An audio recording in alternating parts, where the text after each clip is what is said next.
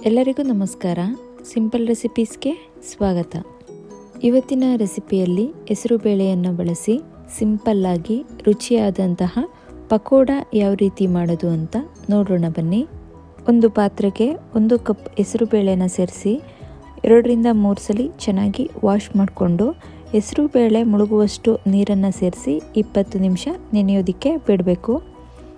20 ನಿಮಿಷ ಆದಮೇಲೆ ಹೆಸರು ಬೇಳೆ ಮತ್ತು ನೀರು ಎರಡನ್ನೂ ಬೇರೆ ಮಾಡ್ಕೋಬೇಕು.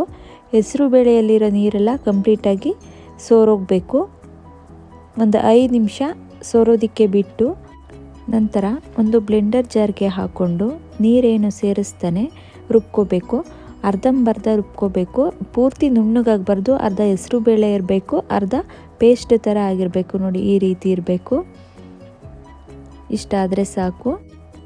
ಹೀಗೆ ರುಬ್ಬಿದಂತಹ ಹೆಸರು ಬೇಳೆನ ಒಂದು ಮಿಕ್ಸಿಂಗ್ ಬೌಲ್ಗೆ ಹಾಕ್ಕೊಂಡು ಅದಕ್ಕೆ 4 ಟೇಬಲ್ ಸ್ಪೂನ್ ಅಕ್ಕಿ ಹಿಟ್ಟು, ಅರ್ಧ ಟೀ ಸ್ಪೂನ್ ಅಚ್ಚ ಖಾರದ ಪುಡಿ, ಅರ್ಧ ಟೀ ಸ್ಪೂನ್ ಜೀರಿಗೆ ಪುಡಿ, ಚಿಟಿಕೆ ಹಿಂಗು, ಅರ್ಧ ಟೀ ಸ್ಪೂನ್ ಶುಂಠಿ ಪುಡಿ, ಹಾಗೆ ಅರ್ಧ ಟೀ ಸ್ಪೂನ್ ಬೆಳ್ಳುಳ್ಳಿ ಪುಡಿನ ಹಾಕೊತಿದ್ದೀನಿ.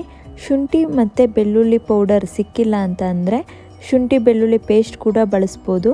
ಜೊತೆಗೆ ರುಚಿಗೆ ತಕ್ಕಷ್ಟು ಉಪ್ಪು, ಹಾಗೆ ಒಂದು ಮೀಡಿಯಮ್ ಸೈಜ್ ಈರುಳ್ಳಿನ ಸಣ್ಣಗೆ ಹಚ್ಚಿರೋದನ್ನು ಹಾಕೊತಿದ್ದೀನಿ. ಜೊತೆಗೆ ಸಣ್ಣಗೆ ಹಚ್ಚಿದಂತಹ ಕೊತ್ತಂಬರಿ ಸೊಪ್ಪು ಸ್ವಲ್ಪ, ಒಂದು 20 ಕರಿಬೇವು ಎಲೆನ ಹಾಗೆ ಕೈಯಲ್ಲಿ ಕಟ್ ಮಾಡಿ ಹಾಕ್ಕೊಂಡು ಕೈಯಲ್ಲೇ ಚೆನ್ನಾಗೆಲ್ಲನೂ ಮಿಕ್ಸ್ ಮಾಡ್ಕೋಬೇಕು. ಹೀಗೆ ಚೆನ್ನಾಗೆಲ್ಲ ಮಿಕ್ಸ್ ಮಾಡ್ಕೊಂಡಾದ್ಮೇಲೆ ಎಣ್ಣೆನ ಮೀಡಿಯಂ ಫ್ಲೇಮಲ್ಲಿ ಕಾಯಕ್ಕಿಡಬೇಕು. ಎಣ್ಣೆ ಚೆನ್ನಾಗಿ ಕಾದ್ಮೇಲೆ ಕೈ ಅಥವಾ ಸ್ಪೂನಿನ ಸಹಾಯದಿಂದ ಹಿಟ್ಟನ್ನು ಎಣ್ಣೆಯಲ್ಲಿ ಹಾಕ್ಕೊಂಡು ಚೆನ್ನಾಗಿ ಬೇಯಿಸ್ಕೋಬೇಕು. ಹೆಸರು ಬೇಳೆ ಚೆನ್ನಾಗಿ ಬೆಂದು ಕ್ರಿಸ್ಪಿ ಆಗಬೇಕು. ಆದ್ದರಿಂದ ಮಾಮೂಲಿ ಬಜ್ಜಿ ಬೋಂಡ ಬೇಯಿಸೋದಕ್ಕಿಂತ ಎಕ್ಸ್ಟ್ರಾ 1-2-3 ನಿಮಿಷ ಟೈಮ್ ತೊಗೊಳುತ್ತೆ. ಕಲರೆಲ್ಲ ಚೇಂಜ್ ಆಗಿ ಹೊಂಬಣ್ಣ ಬರೋವರೆಗೂ ಚೆನ್ನಾಗಿ ಬೇಯಿಸ್ಕೊಂಡ್ರೆ ಬಿಸಿ ಬಿಸಿಯಾದಂತಹ ಹೆಸರು ಬೇಳೆ ಪಕೋಡ ರೆಡಿಯಾಗುತ್ತೆ.